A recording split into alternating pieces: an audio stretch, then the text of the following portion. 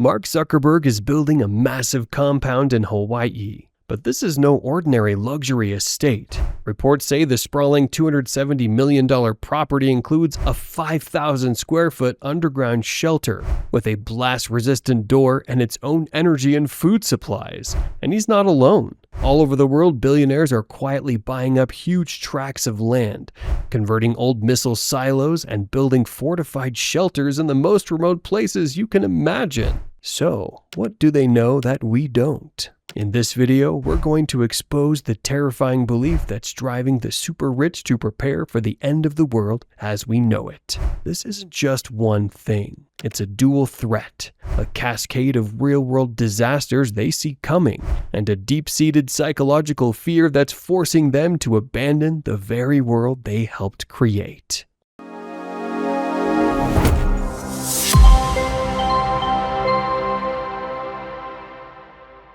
What's happening right now is a quiet but frantic survival race among the global elite. But forget your grandpa's Cold War fallout shelter with some canned foods and a cot. These are subterranean kingdoms. Take Zuckerberg's Koala Ranch on the Hawaiian island of Kauai. We're talking about a 1,400-acre property shrouded in secrecy. Workers on the project are reportedly bound by strict non-disclosure agreements, a level of secrecy that one construction official said is usually reserved for military sites. Planning documents reportedly show two main mansions connected by a tunnel that leads to the underground shelter. The compound is said to feature at least 30 bedrooms and 30 bathrooms, a gym, pools, a sauna, and even a group of 11 treehouses connected by rope bridges. And he's just one example. PayPal co-founder Peter Thiel has been a huge figure in this trend. He famously got New Zealand citizenship despite spending just 12 days in the country,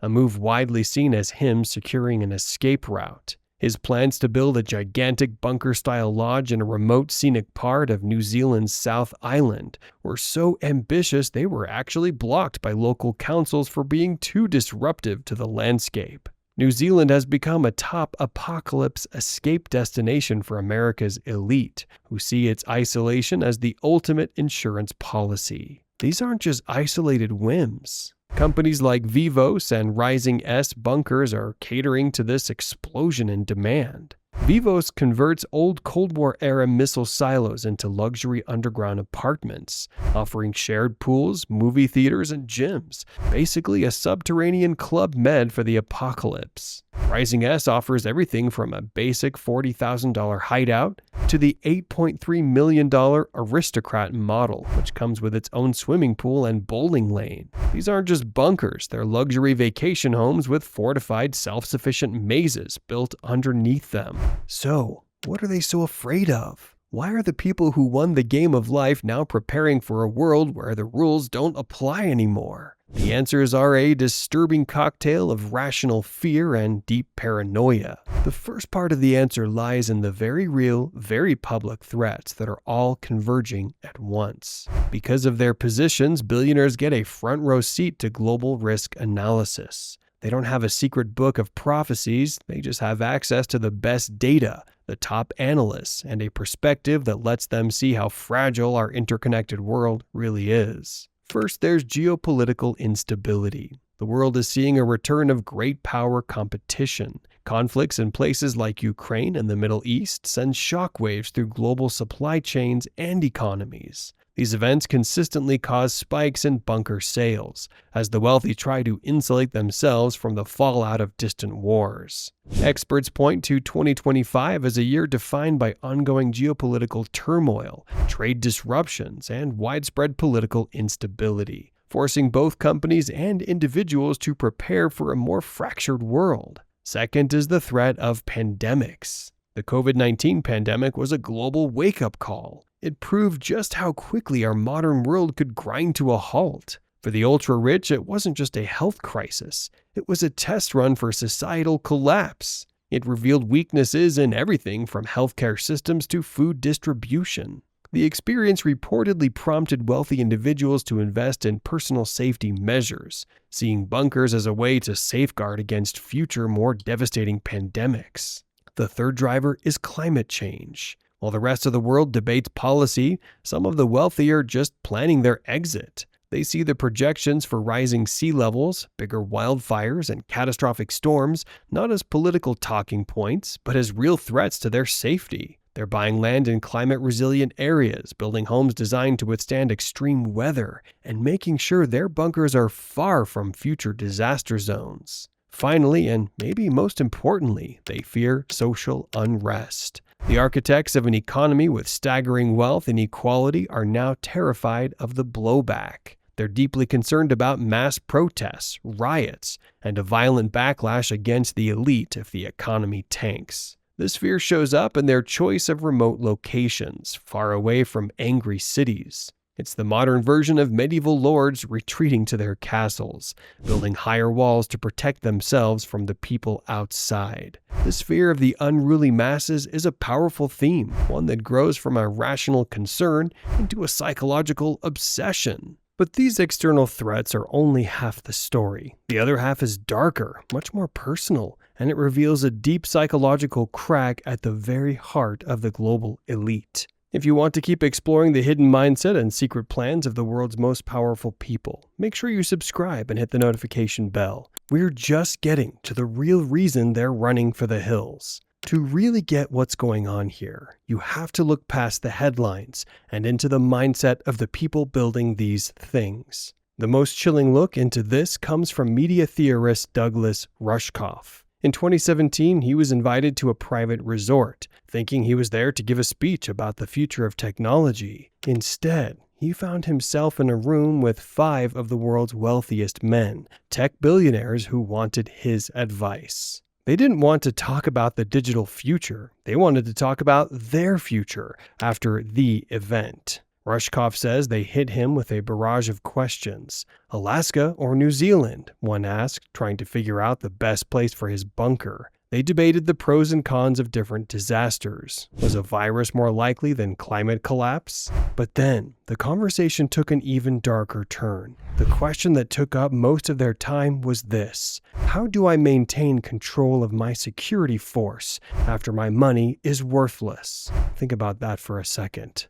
Their biggest fear isn't just the world ending, but their inability to command authority in a world where their incredible wealth has become useless paper. They brainstormed ideas. Could they pay their guards with access to the food supply? Should they make them wear disciplinary collars? Or could they get loyal robot guards built in time? Rushkoff was floored. He tried to reason with them, arguing that they should try building partnerships and treating people well now to earn their loyalty later. They rolled their eyes. To them, it just sounded like hippie philosophy. This is what Rushkoff calls the mindset. The belief that if you just have enough money and technology, you can build an escape pod fast enough to outrun the very damage you're helping to create.